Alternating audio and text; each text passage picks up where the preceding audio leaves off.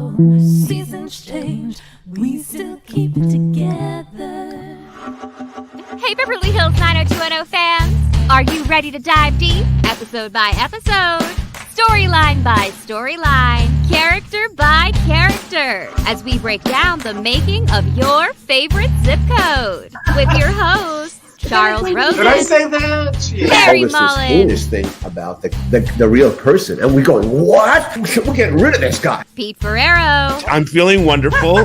Kathleen looks TV crush-worthy. Like so many special guests. And all your questions. Live on the Beverly Hills 90210 show. Oh, yeah.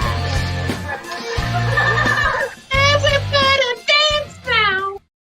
Okay, here we are back on the Beverly Hills 90210 show. It is good to be here. It's always fun, Larry, when me and you get to go to the future of 90210 because we're in season 6 here.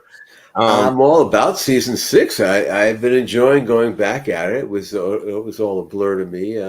So it's been fun to see. You know, I have to remember the episode we're going to do today is Violated. That's right. It was directed by Chris Hibbler, who he was a really good regular director, and he did a lot of spelling stuff. He's no longer with us, but Passed away a couple of years ago. His work holds up, and it was written by a writing team. Meredith Steam and Larry Mullen. It's just Larry, I have to tell you, a couple. I reached back around to Meredith. I'm still waiting for a reply. So. I know she is the president of the Writers Guild now, and she was my neighbor, and we brought her onto the show and shepherded her. Your neighbor. And she was your neighbor. I teamed up with her, for these episodes. No, but she was your neighbor. She was my neighbor. They grew up across the street. I watched her through high school and stuff. Yeah. Anyway, I want to say something really important to talk about. This is a high priority. You have a book out. Oh, and okay. I want to say I've been running a promotion. My third book is going to be back and available very soon. It actually is available now on Barnes and Noble, but it's going to be on Amazon and free for Prime members and shipping and stuff very soon. But there's been a promotion for, you buy a book, you post it, and I was going to send you a 90210 gift. And people have been getting their signed first draft of the Rolling Stone script and very happy with it. So that promotion's only going to go to April 15th. Okay. Because at that point, I won't be able to do any stuff. I'm moving east at that point, so the shop closes. But it's a good gift. And then I'm going to do a lottery at that point. If people buy all 3, I'm going to throw things in a hat, and I've got some cool stuff to pick out of a hat. I've got some a printed Dylan McKay underwear that was a gift at the time. I've got other kind of odd memorabilia stuff we just kind of get rid of. Nice. So and please Luke check my book out at larrymullen.com. Start with Sam Malo, and then get Cayuga, and then by that time you should be Road to Shambhala should be there. All caught up. Luke Very Perry adult. wore those. No. You did not wear them. This was I guess either a promotion or something you could buy at the time. You could buy boxer shorts with his picture on them. I'm just kidding. I'm sure lots of guys did. But it's a very thin pair, though. I don't think I would try to wear them. Somebody may, you know what I mean, when they get them. This girl, Melanie, was there Melissa Belushi? Yeah. She might wear them thinking that Luke wore them. God bless Melissa, yeah. Yeah, we love her. I was going to say, I want to talk about next week's show. I'm really excited about it. We're still putting it together, but we're inviting all of our press friends back. It's been a minute since we've had press friends on this show. Yeah. So we're putting it together. I think we're going to do the most shocking moments on and off screen at 90210. I can say Sarah Heron will be back with us from Us. Okay. And Erin's coming back from Today's show. So there's going to be a whole bunch of fun people. USA Today, yeah. Erin. Erin is Today, and then Sarah's Us Weekly. Yeah. Us Weekly. Yeah. Yeah, and we've got some other feelers out to others. But hey, we're going to talk about Violated right after this cool ad. Well. When was the last time you checked out the Beverly Hills 90210 show shop? Because now it's loaded with so much more stuff. Did you ever want to join the gang at CU? Because now you can wear your official CU t-shirt. Or want to get into the fun with America's zip code? Represent with this cool swag. Or maybe you have an invite to the Peach Pit after dark and need the coolest shirt ever. We have loaded the store with so much more. So don't be a squeeze. Head over to Beverly Hills 90210showshop.com for all the latest goods.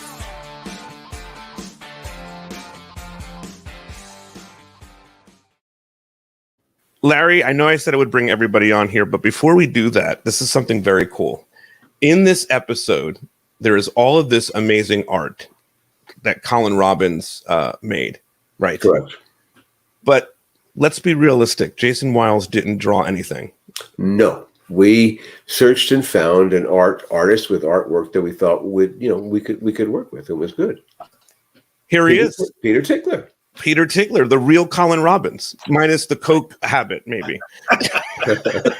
Just the hands. Oh, that's terrific. Peter, you're in Santa Monica still?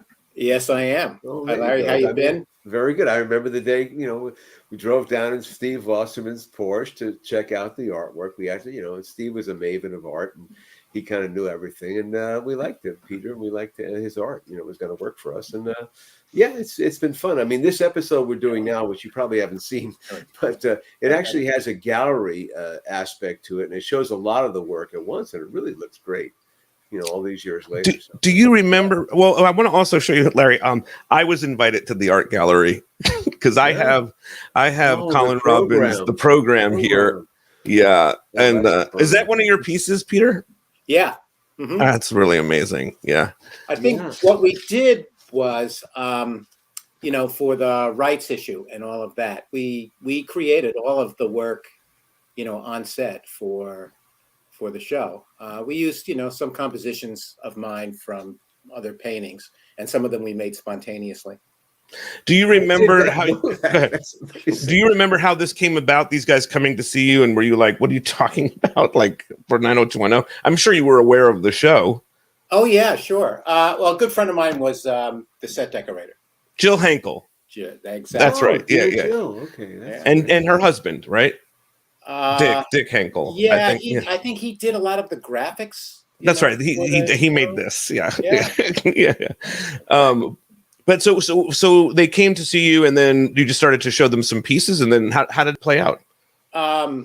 Well, I guess they liked what they saw, and they were willing to do a contract as opposed to getting some people from the unions and everything, and they brought me in, and I was there for a couple months at least, on and off.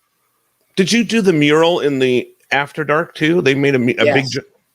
Yes, yeah, I remember that. Where is that now? Where is that now? That would be so great. We could tour with that. You made this, right? That's in the background there. I think the piece that Colin. This is the art gallery, but I believe that's the birthday cake that he presents Kelly with, right? Maybe the big one is. Yes. Yeah. Right. Yeah, there were a few special pieces for episodes, depending on what the writing was. Yeah. So there were. Let me see. I think there were a couple of portraits in there, and some. I remember a red balloon. Yeah, and a birthday cake, and there were a few things, a few special pieces. So we would make them. When you look, did you watch? I'm sure you watched the episodes at some point. Yeah, sure. And this Colin is this eccentric cokehead artist. Were you like, oh, that's awesome, man? That looked good on TV. What did you think of it? Oh, it was great. We had a great time. Pointing out stuff, and Did you talk to Jason Wiles, who played Colin? Did you have any relationship with Jason Wiles? I wouldn't say it was a relationship, but every once in a while there would be some interaction where he would say, "Well, how would an artist really sort of hold these tools?" I would think so. Yeah, look at something or set something up.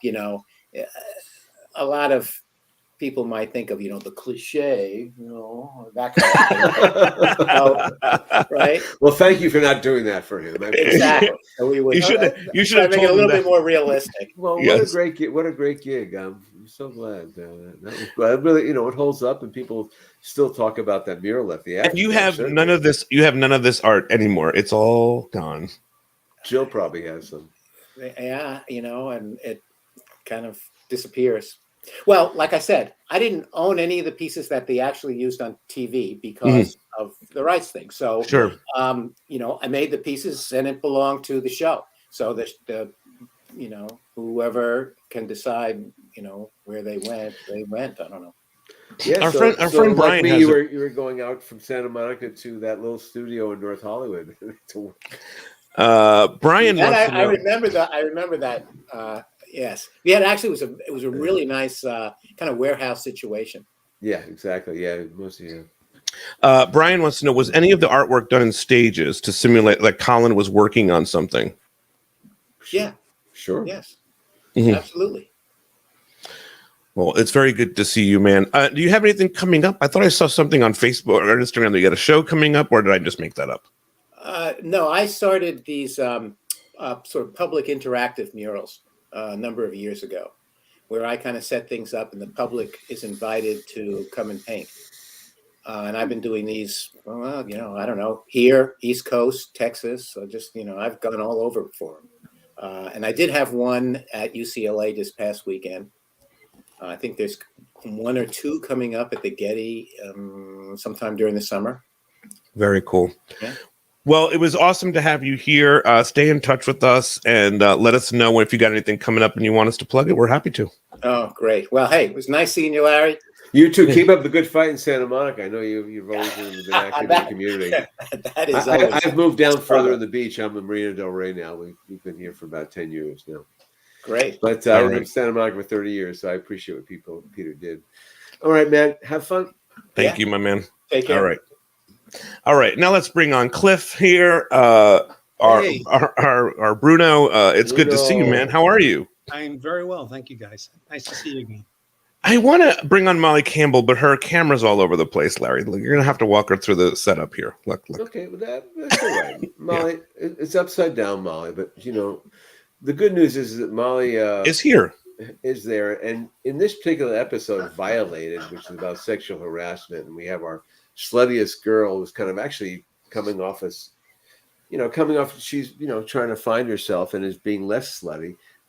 We costumed her just perfectly. Hi, Molly. Yes. I stalled for you.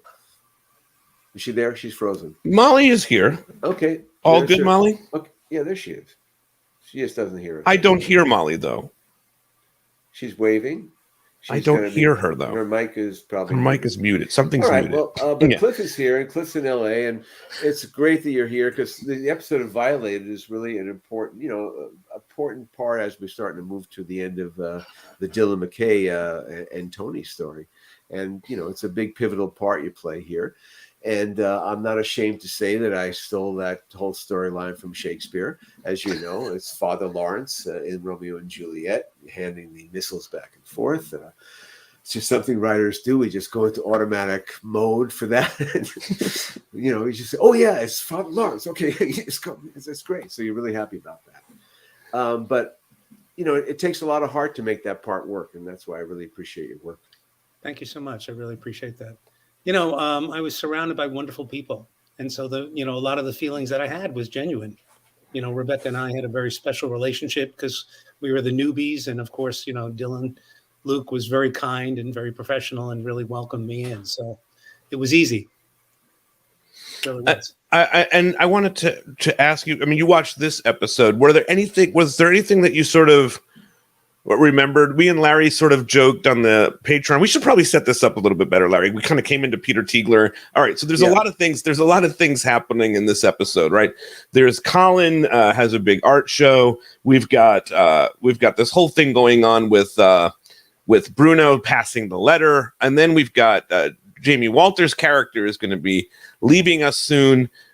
We've got Valerie getting sexually harassed. There's a lot of stuff happening in this episode. That's how I like it, Pete. So what was the process like for you and Meredith? Because Meredith, as we said, was the co-writer or the writing team. Yes, she was. We brought her on as a story editor that year. She was fresh out of college. She was a neighbor of mine. She had shown some real promise. And, and it was important, this episode, because this is like a hashtag Me Too before, 30 years ago. And it's still the same. It hasn't really changed. We haven't really evolved particularly much since then. But that's the way it was, and it was just fun, to work with her. Get a fresh spark. She was, obviously younger than me, but I had noticed that she was a real kid because she grew up across the street from me. But it was great fun, and but we had a big job to do because there was a lot of lifting in this episode. Namely, we know we're getting, the clock is ticking as we're getting closer to the end of the Tony Dillon story, the Tony Dillon story. And the episode before this, which I had to remind myself, that's kind of, it all comes out that the Dylan McKay character is really seeking vengeance, against Tony Marchette, and he's using the daughter. Everyone thinks he's using the daughter, and we think the relationship's over, but Dylan, is in love with her. And as if you watch this episode, now Cliff, you said you watched it. Yes. I'm really bad, but I timed the kisses. There's like 40 seconds of kissing in this episode. I think it's the all-time record. I think Luke liked kissing Rebecca. That's what I'm trying to say. Luke, I was watching that scene in the library, and it was pretty intense. Yeah. How could you not, though? I mean, she's so gorgeous and stunning in this episode. She still is, by the way. I mean, if you follow her, she is. To set this thing up, when we set upon to do this plot, we really were outside our lane, so to speak. We were not in our lane. We're telling a fairly high stakes, mob story, really, mob love story all of a sudden. And so we needed people who could deliver that authenticity. And we cast Stanley Campbell, who was a godsend, and just brought, we talked about it, Molly, before, it was a gravitas to the part. And, you just believe it. And then we cast in the part of Bruno, which we knew was going to be the Father Lawrence part, which, Cliff and Cliff Weissman. And, you had everything working for you in that audition. I remember, just because the size wise, you look like you could be a bodyguard. At the same time, there's a softness to you too. So it's just sometimes as an actor, everything, it works for your favor. I want to talk about a couple of things here with Luke, because Luke is going to be leaving the show. And Larry, I know we've probably talked about this previously, but it was a big deal that Luke Perry was leaving 90210. And there's no Chuck, right? So you, Jessica, and Steve are sort of running the ship at this point. And is there anything that you can do? Like, I mean, are people trying to convince Luke to stay, or is it just it's over? Like, what is that? No, we knew it was over. I don't think we did when we did the 2-parter at the end of season 5 in Palm Springs, where he basically meets. No, he doesn't meet Stanley Campbell in that. He gets hung out the aerial tramway in Idlewild, to stay away from Jack from whoever's trying to kill his father. So he gets warned off it.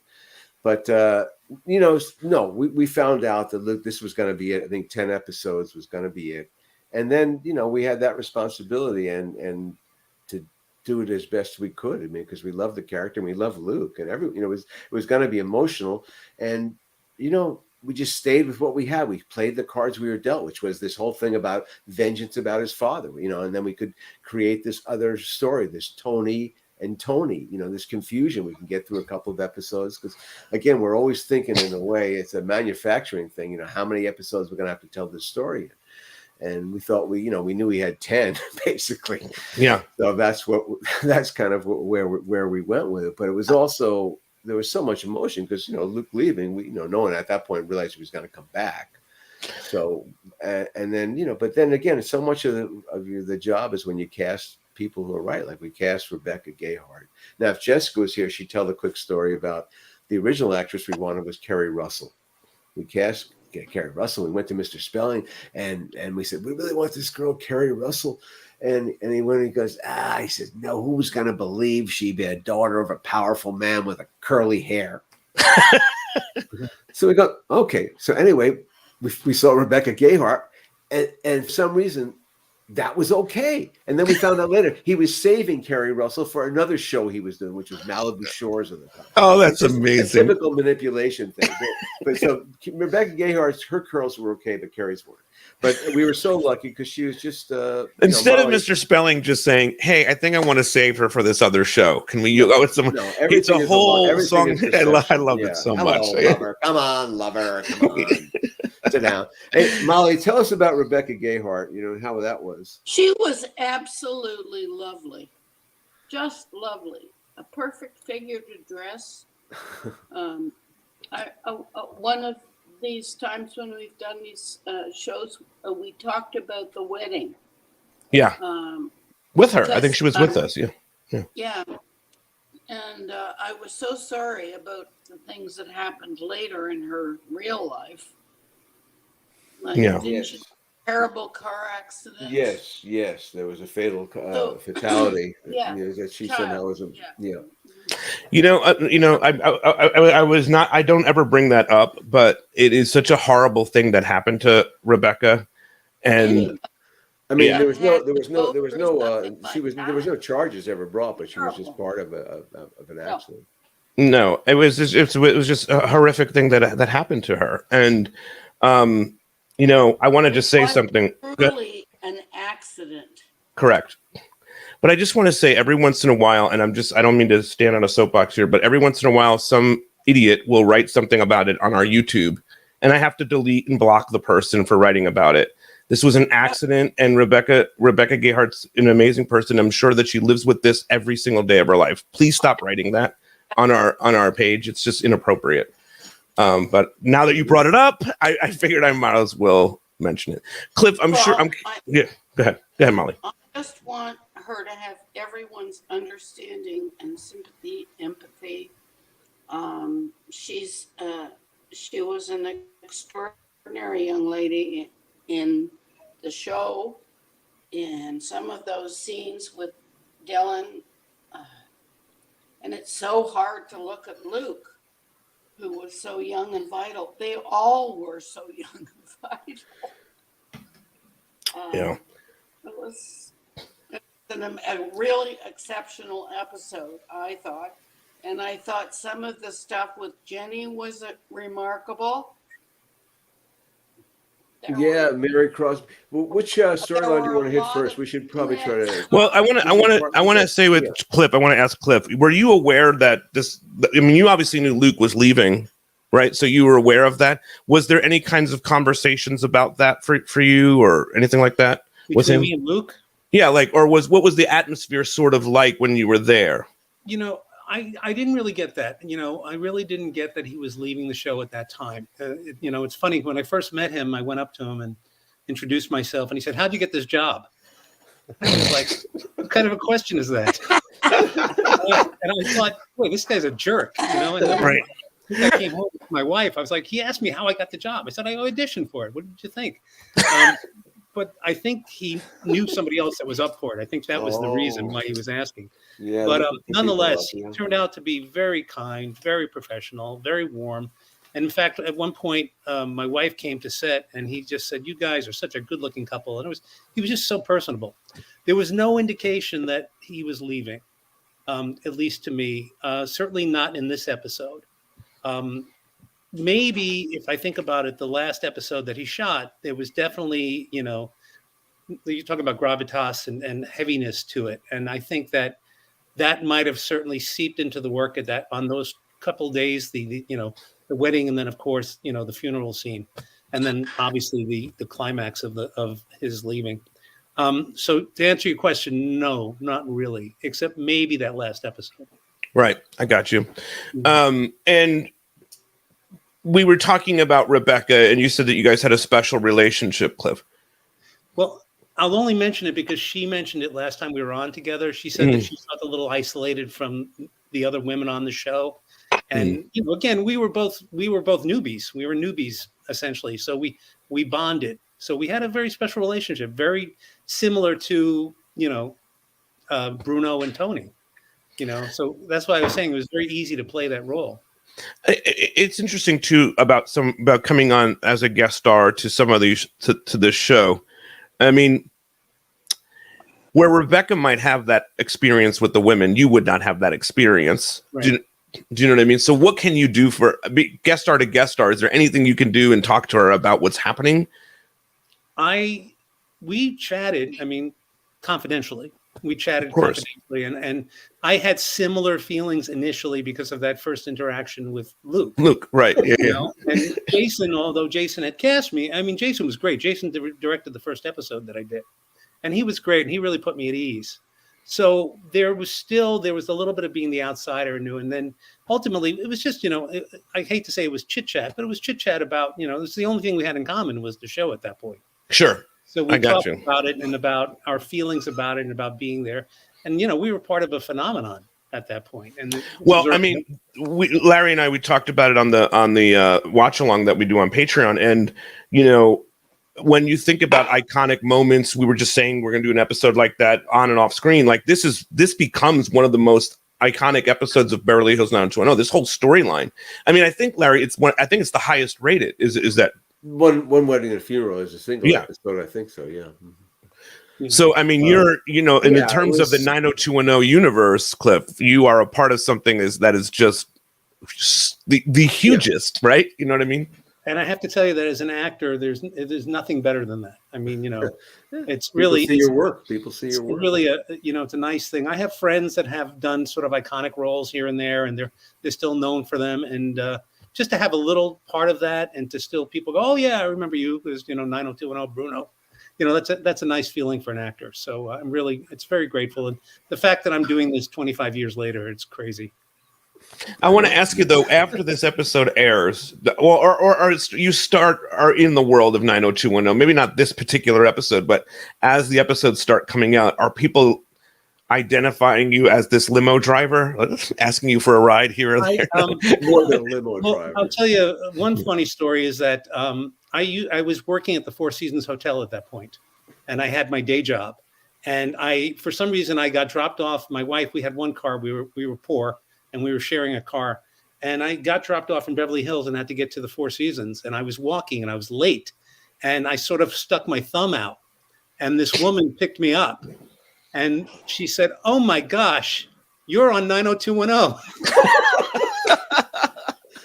Why are you hitching a ride? I said, well, I got to get to work. I wait tables, So anyway. Oh man, that's great. You're talking about the one on Burton Way, yeah. Yeah, that's exactly right. Right off of Burton Way. So yes, there were definitely times, certainly more so, early on than recently. Occasionally, people will bump into me and say, "You look familiar to me," but that could be from a number of things. Yeah. But yes, when I entered the universe, there was one moment in particular, which I might have shared the story. I went to the theater in Washington, in Seattle, with my wife, and literally the audience parted because I was recognized. It was the strangest thing because everyone was looking at us. So it's amazing. Fame is interesting. As I often say, you get 15 minutes of fame. I had 5, got 10 minutes coming. Me too, right? Yeah. Well, we're my 5. Well, I was going to say we're crawling into minute 6 or 7 right now. Yes. I'm just kidding. I was going to ask you, Molly, about the other storyline that's going on here with Valerie. Is that she's harassed by Professor Haywood, and and the outfits that Valerie wore, you costumed her perfectly. Because she wasn't salacious or anything like that. Do you remember putting the wardrobe together for Tiffany? Yes, I do. And she was always a great gal to work with. She always had good ideas and whatever. But that episode was, we tried to give her the hot colors. And it's interesting. I'm sure we sat with Molly because we in our tone meeting and told her, and also within the context of the character, look how high that neckline is there. Right. Yeah. Mm-hmm. Yes. But she was coming off a thing where she had helped the David character not commit suicide, and they were starting to bond, and she kind of was going straight to this thing. We always take it out of what is written. She's saying she always paid attention to what was written. Yes, exactly. And it was really important that she did not give off too much sexual. I mean, she just by being, she was sexual enough, but we didn't want to accentuate it like we normally do. So I thought all the outfits, and Pete and I watched it again to kind of see the moves on it and see where it all went wrong in the hashtag Me Too world of it. It was pretty interesting how this story played out. I was pretty proud of it, actually. And Meredith did a good job, obviously, too, my young female writer at the time. And I thought the dialogue with the two, Dylan and her, and Rebecca in bed, and Jenny and Jason, Yeah, there's some hot stuff there. Like a dream. Do you remember Mary Crosby? Do you remember Mary Crosby in this thing? Yeah. Yeah, I do, because I remember that outfit. Yeah, it's pretty funny. And Mary Crosby, who was in the episode, is always remembered as for the series Dallas. She was, when they had the big promotional campaign, Who Shot JR? Her character was the one who it turned out shot JR. Mary Crosby. Now, also in 1979, she was in a half-hour sitcom out of Paramount on ABC called Brothers and Sisters about fraternities and sororities. And I was in it. I played George, the nerdy. I was literally 32 years old. I mean, it was ridiculous. I mean, you can appreciate. Aren't you 32 now? And I was playing like a 20-year-old. But I was Canadian. Those years don't count. So That's right. Well, Larry, I want to ask you about writing the Me Too story.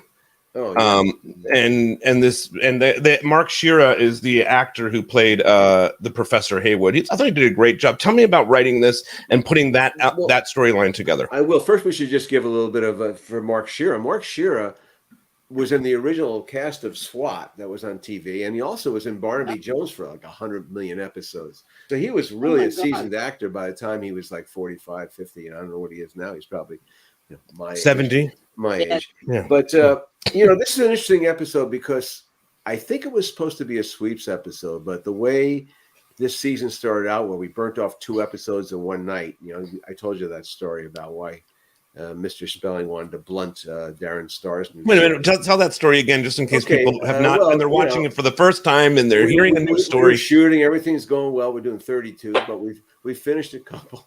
We actually had the first one finished, and then Aaron brings us upstairs. Mr. Spelling brings us upstairs and says, "You know what we're going to do for opening? We're going to have 2 episodes on."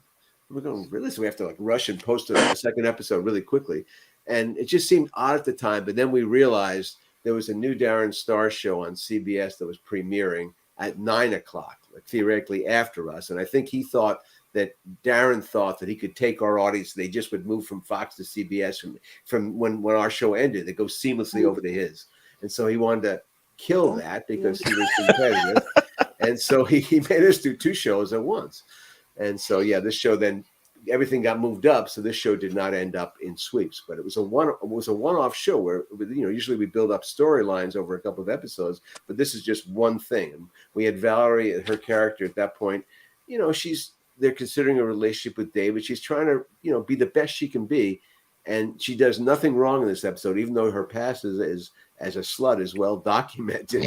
And of course, the guy comes on to her, and it's all okay when he backs away. The problem is he then gives her a bad grade. Right, so that's where if he hadn't have done that. Well, I mean, listen, he's a little bit out. He's a little bit out of Hollywood. He's a little bit out of line at the hotel. Yeah, he invites. He goes. He went. Whatever. He went for it. He went for it. Yeah, he didn't. I mean, he did buy her. Look, it was obvious. I mean, she. Anyway. But, but not giving her the grade shows the power. Using power, which we all kind of understand now. Right. I mean, well, let me just show you. This is what Valerie is wearing. I mean, again, it's not bad, but excellent outfits. And this is really rare for us because usually, we're pushing the envelope on it. I understand what you mean. I understand what you mean, pushing the envelope. It's not low cut or anything like that, but she looks incredible here. Do you know what I mean? Oh yeah, she's in a gorgeous little skirt too. It's just a little. I wish we had her standing up, but just these those little skirts were so fabulous. Little frill out the ends, kind of. That's great. Just beautiful stuff. I mean, she just wore clothes beautifully then. Yeah. And it was a storyline that I'm sure in a way, about season 6, all the staff to start the season would have to go to sexual harassment seminars. This is like 95. Oh my God. It was always timed at the worst time. I know we'd have to spend a day trying to understand what inappropriate behavior was. That's how long ago this has been going on. I mean, and it was always funny to me that the actors never had to go. That's where I would really see it as Molly knows. Because we had like a hazing thing, for young actresses and young actors. Certainly, people got if they didn't get physically abused, they got mentally abused. Well, definitely on the female side. Ribbon. It's just like the WWE. All right, I'm gonna try to show a scene. I have the whole episode here, so I don't know where you're gonna land, but let's see how it plays out.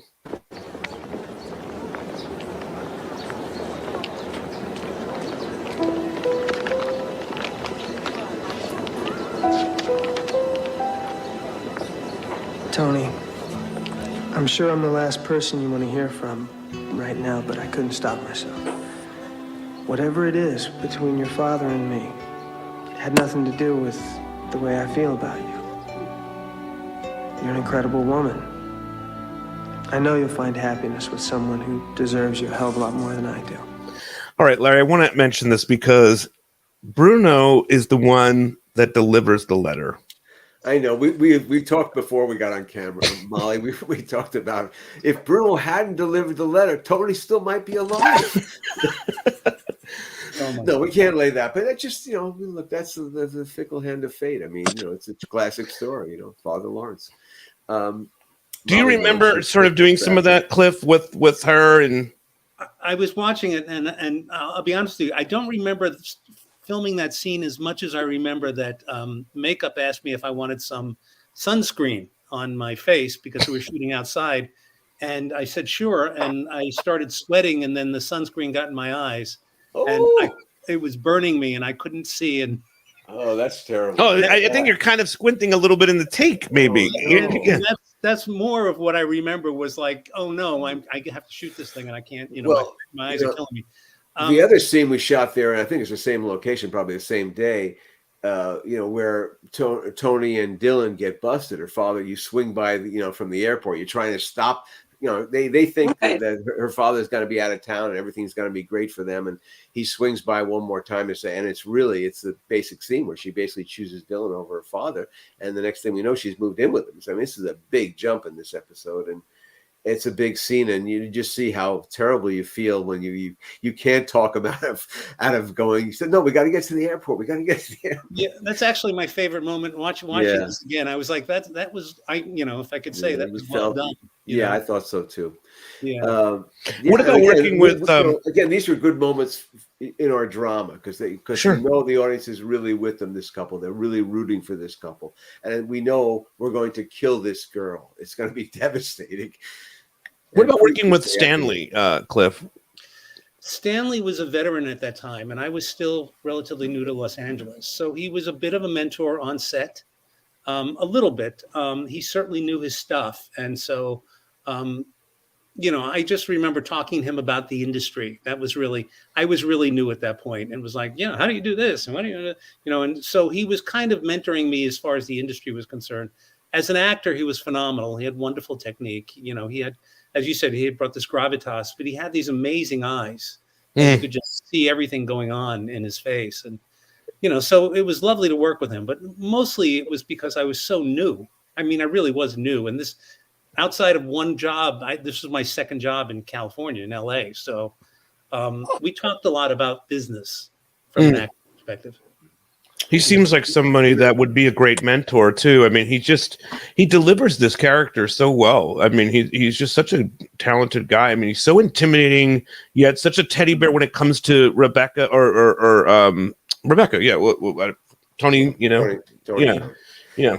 That scene is heartbreaking when he says, I'll never see you again, or whatever it might be. It's heartbreaking as a parent to say that to your daughter. Here's another quick scene. Hopefully it's the scene. We'll see how it plays out. This is good. Like, is he going to shoot him? What's going to happen here? When you didn't answer, I came around. So what, you come to give me my letter back? No. This is for you, from Antonia. But understand, it's the last communication there'll be. I understand. I like you, Dylan. I wish you luck. Dear Dylan, meet me in the library tomorrow.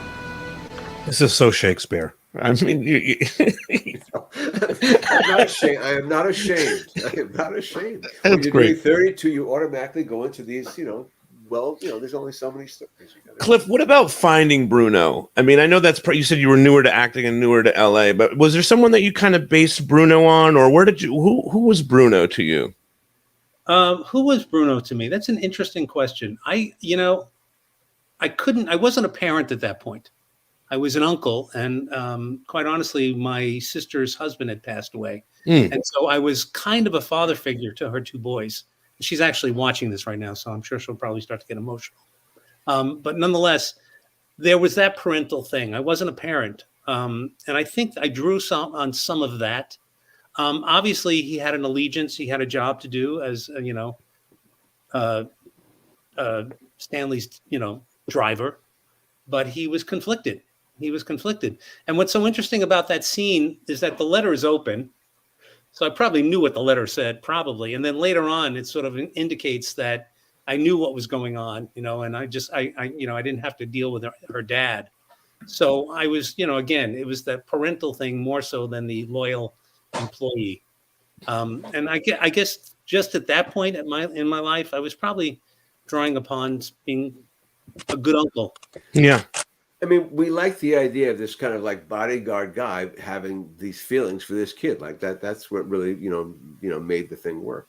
Yeah. I love the guy, he had a heart of gold, the tough guy with the heart of gold. And that's, those characters are always, they're nice to play instead of just all, Yeah. brute. Yeah. And thank you. I'm looking forward to seeing the episode before that. There's some good stuff what's that, Cliff? I just said thank you for showing my clips. That's really nice of you to do. Oh, they're really amazing, man. I mean, the comments here have been really great about what you brought to that character. So, and you weren't Stanley. You know what I mean? Like in terms of the character, you had to be a little bit different. And as Larry kind of said, or you said as this uncle, right? You know what I mean? And it was beautifully done. So whatever you tapped into is just really lovely, man. Thanks. Yep. Thank you. For Molly, how about some of these outfits here? Love it. Claire in this see-through, and Donna in these half shirts were a thing, huh? Molly We led the whole country in those. What is she wearing under the? What is Kathleen wearing? Is a bra. That a bra, or is it like a bikini top? A black bra under a see-through white shirt. Wow. Yeah. Thank you. I just remember saying, "Yeah, I'm all for that. I'm all over that. Let's go." More willing to do it than Kathleen. Yeah, it's true. That's right. She's lovely that way. Let's see. We want to talk. The best. Oh God, yeah, for sure. She's great. I mean, I wonder, Cliff. I mean, because Kathleen obviously has told me about coming into that set, and then she got made to be a series regular. Was she somebody that Rebecca also talked to that you guys understood, or did you not have that interaction with her? I didn't have any interaction outside of just the scenes. Yeah. I got you. Yeah. Let's talk about Colin. Yeah, I wanted to talk about Colin, Larry. I saw that pop up. But this art show, and I showed at the beginning, I was invited, so I have that here. Talk to me about this person that Claudia, you mentioned her, Mary Crosby, and she uninvites Kelly to the art show. Again, Colin Robbins was a bad boy. Okay, so Colin Robbins was an artist, and as an artist, he was, as Kelly says, he was a whore. Jason Wiles, yes. Jason Wiles. Yeah. Does a wonderful job. We have to get Jason on the show. He hasn't. He's been avoiding us. But what's that, Molly? I said that shirt that he wears in the show is one of my favorites. It's the high button one. Yeah. Yeah, it's pretty cool. No, Jason does a great job as Colin. He's in the whole season. Yeah, and I have but as an artist, we just kind of took some liberties, him being the bad boy, and again trying to create little triangles within triangles. And now we have the This is a wild triangle though, because the art dealer, she's paying for his art, and he's, I guess, sleeping with the occasionally she has to sleep with her. Yes, this is what happens in the dirty world of art. Is this based on anything that you are aware of, or is this just everything I'm aware of? I think about, as a young man, I did get to go out to Jackson Pollock's studio in East Hampton, but and he hung out again with really rich people. This is before his work sold for a lot of money, and that's when you hang out with rich people, they throw things your way. I'm sure the place he had out there, he wasn't paying for. Yeah. Melissa says, Jason Wiles was so hot, I had a mad crush on him along with Brian when I was a preteen. Jason Wiles, you see, this is the kind of stuff that you're going to be hearing about if you come on the podcast. We're going to get back on Jason. He's going to come back on. He's a good guy. But yes, he's avoided. But again, we had a triangle in the triangle. You have the art dealer, you have Colin, and you have Kelly. And in this episode, again, it's a classic thing. He has to make a choice. He gives up for his career for Kelly Taylor, and in a way, kind of declares his love, which was important to us because we're going to ride him for a ways, and we're going to get her hooked on cocaine pretty quickly. And he sweeps outside. Remember, he has the broom, and he. Oh yeah. She said she'd have more respect for him if he would sweep. Yeah, and it's just small gestures like that. It's a sweet moment. We wanted people to like him, and we wanted again. It's an unreliable narrator, but we want people to invest in that relationship. So we give it our romantic best. What was that, Molly? Nope. The other thing, Larry, that's happening here is that Ray Pruitt is going to be leaving the show. Oh yeah, we're already on the getting Ray out of the show mode. We've already gotten our marching orders. As you'll see in this episode, he's in the opening credits. Our good buddy Jamie is in the opening credits. As we all forensically look at our careers, but there he is there, and then probably be removed from the credits. Probably about. And it's so awkward the way they cut him out. It's like they just cut the moment out. Like it's not like it never happened. But we all watched the first. Yeah, the first. I don't know, first 10, maybe. Yeah, we know what happened. I can't remember what episode he goes out. But I want to watch this, and I know we've talked. Again, we tried to be honest with that. Now, if you watch that scene, he talks about if we bring up the fact of rehab, which was always our plan for him. After he had this anger management problem, we thought we could redeem him. We just didn't.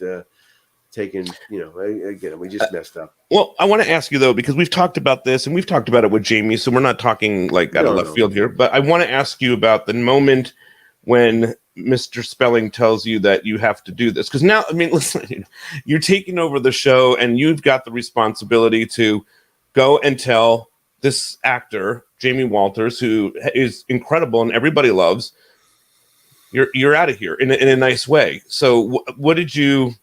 Do you remember what that conversation was like? I remember the conversation was outside the studio where we shot the Peach Pit After Dark, and I took him aside there, and we were up against the brick wall, and I said, look, the good news is they just signed you for $1 million, and you're going to get that, but, we have to, there's nothing we can do. The old man made it, that was it. Mr. Spelling made a decision there, and there was no arguing back. I said, I think if Chuck was there, he had the equity with Mr. Spelling, maybe he could have won it, but it was going to be hard because we just didn't realize the power of that scene and how negatively it affected him, and how he thought that Tori herself, not Donna Martin, looked stupid.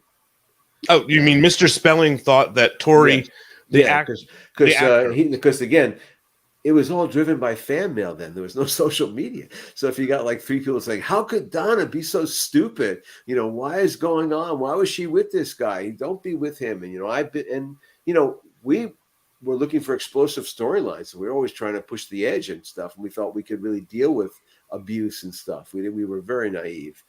We all learned that's just the way it happens. Sometimes, again, But what a things fall tough your thing. way. I mean, you dealt with a lot of shit. I'm, for the first time that you get into this job, first of all, I mean, we've talked about it a little bit, but there was a problem. There was staff changes in the writing world. Things were changing a little bit with some of the people you were working with. Yeah, it was hard. The staff changes are hard because we were doing so many episodes, as Molly knows, that you really didn't have time to catch people up. They just had to, jump on and understand the whole history of what's going on. And so, that season 6, Chip did not come back. Chuck did not come back. So that was really 2 big voices that were left.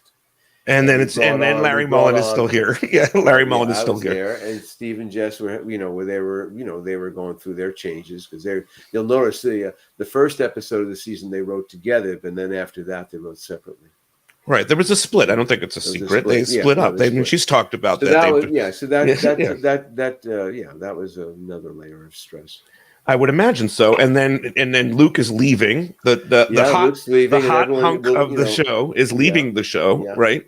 But again, we felt so good about the casting and that storyline. We just knew it was going to be great. What we were worried about was after that. Whether it was just going to be a huge drop off. What do we have coming? I mean, well, that is a big. I think then what we did was, I think that's when we kick into the storyline with Colin and the cocaine, and Kelly going down there, and Kelly ended up in rehab, and then we're into the single white female story with Tara and stuff, and you kicked it up. You kicked it up. We had some stuff which we thought was sweeps worthy. In terms of Steve and Claire in this episode, oh yeah, Steve and Claire. They're gonna have the first time the comedy runner. Yeah, and it's in a hotel. I mean, it seems amazing for them, but there are all kinds of handcuffs and toys and stuff. Larry, this happened. It's all right. This actually happened to me on a family vacation. I went to I think it was the Mission Bay Hilton in San Diego. Let me check in. My kids are fairly young, and it was on a break from probably this show. Even probably that's where I got the idea. And under the bed was this, like the pleasure hut thing. There was all this shit going. My wife's going to get really pissed off. She sees this stuff. We got the kids, pushing. One of the kids is like a rug rat at that point. He could be pulling out the handcuffs. So yeah, I just thought it was a funny thing. And we used everything in our lives because you just need a lot of story when you're doing 32 hours. It's great though. So that became a runner. But it's okay. What you do that's brilliant or is great is just that Claire has this history, which I love, of course, as a Claire fan. Because we love our fans. Yeah. We know they'll remember the fact that she handcuffed herself to Brandon's bed in the second time we saw her in episode 4, I think, and in season 4. And also Divas episode, which I wrote. And David, she did that with as well, yes, right? Exactly. They had that too. So yeah, she had a little history of handcuffs, but of course they're looking for their romantic thing too. So it kind of was in the theme of Violated. We were, it was a good episode for so many diverse storylines, and again we had to do that because we had a big cast and they all were hungry for work. They wanted to, their characters were alive. One other note, I noticed that when Dylan, when we talked about that when Marchette comes to the campus, Dylan refers to him as Marchette, right? Instead of, because there's 2 Tonys now in the scene, and he starts to call him Marchette throughout the whole rest of the run, which is I mean, I think that's awesome that he refers to him by the last name. Yeah. Yeah, well, I mean, it was just easier to. Is that something that you wrote, or did Dylan or Luke Perry does that? No, we just did that. No, Luke would not do that. Okay. Well, I don't know. I've seen some of his dailies. We don't know. Luke just goes wherever he wants. So sometimes he does, but we bring him back on this thing because we'd be worried about the Tony thing a little bit. Mm-hmm. I mean, again, we created that to buy an episode of confusion. Like who was Tony Marchette? Tony Marchette's this guy who killed my father. Oh my God, Tony Marchette is this girl. It's brilliant. We had a little bit of fun with that. It's brilliant, so and now it comes. Now they are all in the same place, and we need to find another way to say Tony and Tony. Yeah, exactly. But yeah, I want to see that episode before that, so we should do that Speechless. So I want to see that scene. I think there's some gunplay or something. There's some scene about guns under the table in that one. Maybe I can convince. Maybe I can convince Kathleen and Tori to join us for Speechless. I will work on that. Yeah, because I mean, I had come from action shows too, so it wasn't that this kind of. I had just come off of Renegade, mm-hmm. so yeah, I had to kind of kick him up stuff. The other thing that happens here in this episode too, in terms of the whole Valerie thing, Brandon and Susan Keats are investigative journalists, and they uncovered that this Professor Hayward has done a lot of this. Yes. Again, it's always great when you can do a standalone story and get a lot of people involved in it. We got a lot of people involved because we got Brandon and the paper and gave the paper, again, something they could really do and accomplish. And Emma Caulfield playing Susan Keats, really, she really is, people don't appreciate her enough. She's underappreciated as a character on this series because she really out-Brandon Brandon. And Emma brought a real great spunk to it. And she's so nasty to Valerie because she knows Valerie as the slut. And then she becomes Valerie's savior by pursuing the journalistic story and bringing in other people. The professor has done the same thing too. And so our slut Valerie, who's afraid to go to court with it because of her reputation, which you totally understand. I mean, they're going to tear her apart. And the guy tells her she's going to tear her apart. She's going to be humiliated. And actually then at that point, she's ready to go. And then of course she's got people helping her. So the story, as a one episode thing, really, I thought really played well. I mean, we don't do that a lot where there'd be a standalone story.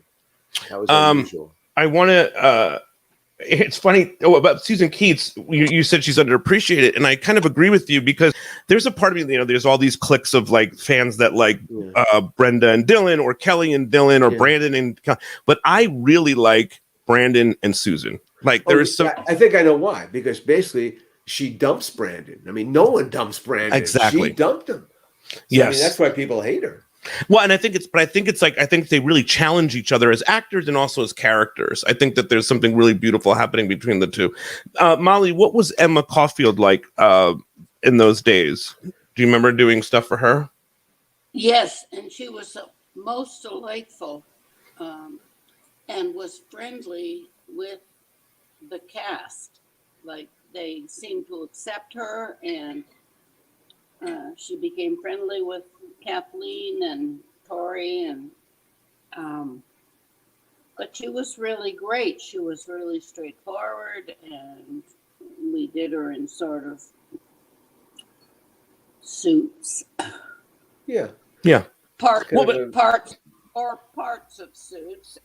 But there's this thing about we talked about on the Patreon too, Larry, about she's an I said she's an elevated Andrea, right? Like, I mean, and no disrespect to Gabrielle Carteris, because Andrea is a wonderful character, right? But was there any thoughts, Molly, on dressing her different than Andrea? Yes, because Gabrielle was older than the rest of the girls, mm-hmm. and she was very grateful for me not treating her like them. Yeah. I wanted to ask you, Molly, too, before Cliff was talking about Rebecca and this thing about, having a struggle of fitting in with the other girls on the show, is that something that she would ever tell you about? You're the costume wardrobe person. You've probably had conversations like that. Are you aware of stuff like that? I'll spill a little of that, but that's what I'm there for. So, Are you at that point? You've heard it all before at that point, I would imagine. Like, this is not new to you. I'm afraid so. You may have heard. Let me stop you here. I've heard it. I've heard you before. Yeah, I heard about that one. So, anyway, this has been a really great. I'm going to leave now. Okay, Molly. Yes. Yeah. And how do I do that? No, I'm going to just remove you here. Yeah. Bye, Molly. Anything else you have for Cliff here?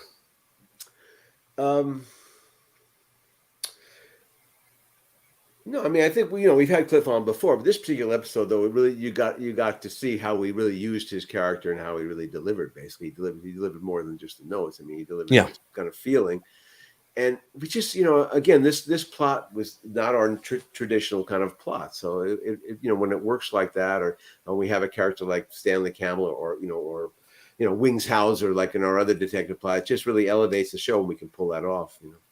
Yeah. And looking back, I mean, you looked at the episode, and we asked you this last time, Cliff, but I mean, this was a good experience. 90210 was a good experience for you, I think you said last time. Oh, absolutely. I got to experience a lot of things in a very short amount of time, which was, notoriety. I, obviously got paid well, and, it was really phenomenal. And I also, it was my first real experience in Who was your television. agent then, Cliff? Who was your agent? At that time, you know what? I couldn't even tell you their name because they went out of business shortly thereafter. It was such a long time ago, and it was my first audition and first job. Wow. So it was, I started did out a lot of that. Dang. It was a wonderful thing for me. And the other thing was I lived in Sherman Oaks, so it was literally down the street. So I couldn't have gotten a better gig to start off. Let me tell you.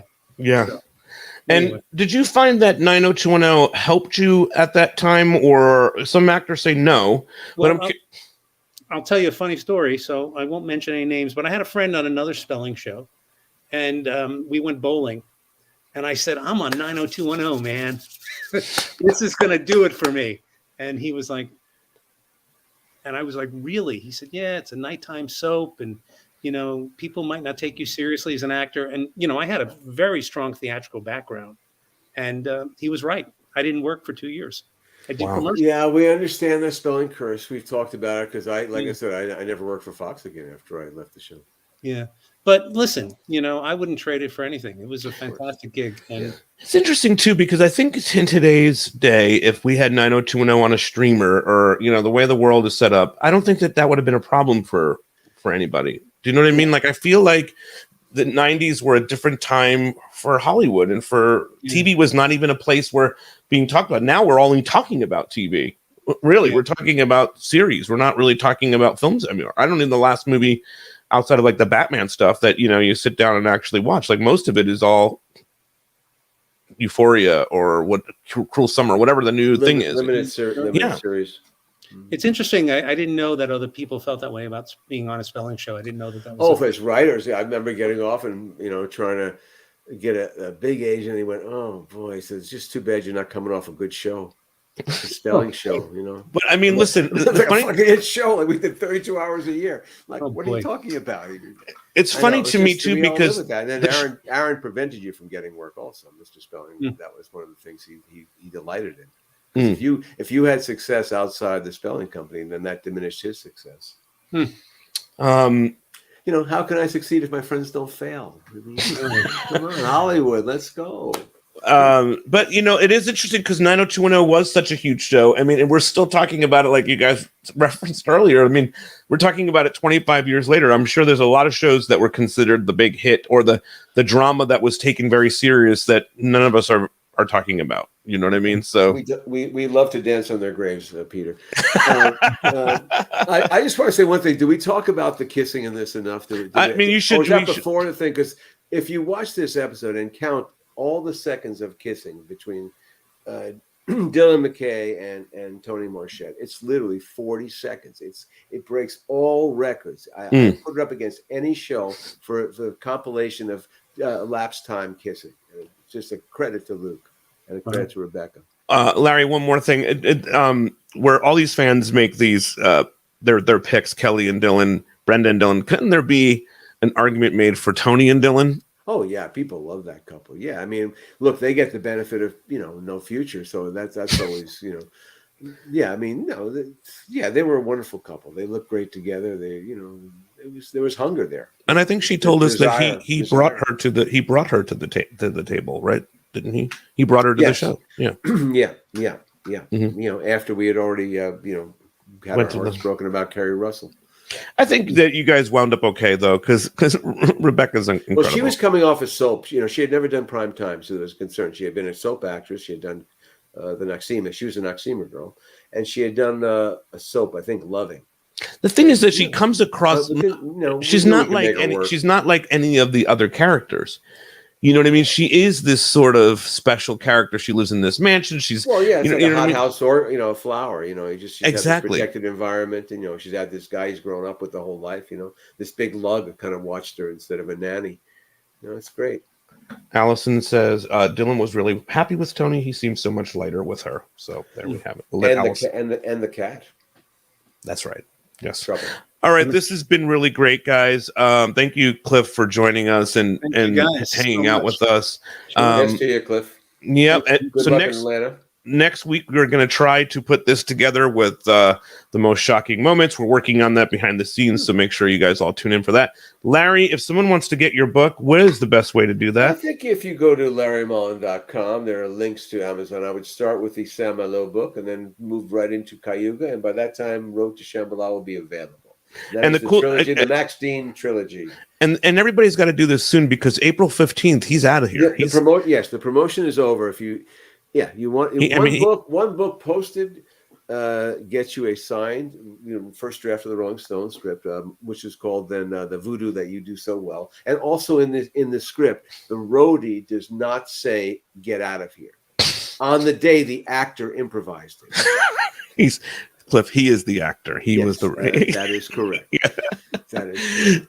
All right. Well, make sure you guys get out on this now because and then there's going to be a lottery. If you buy all 3 books, I'm going to throw names into a hat, and I've got all the other cool stuff to. The thing is, once Larry goes to the East Coast, he does the podcast, but he's clamming. There's a lot of shit going on. That's right. I don't have an office. He's not going to pull the script. He's just maybe a digital download if you're lucky. But I mean, you want a script. Digital download. Yes, but you want a script. This is the best way to make it happen. LarryMullen.com. Make sure you go check it out.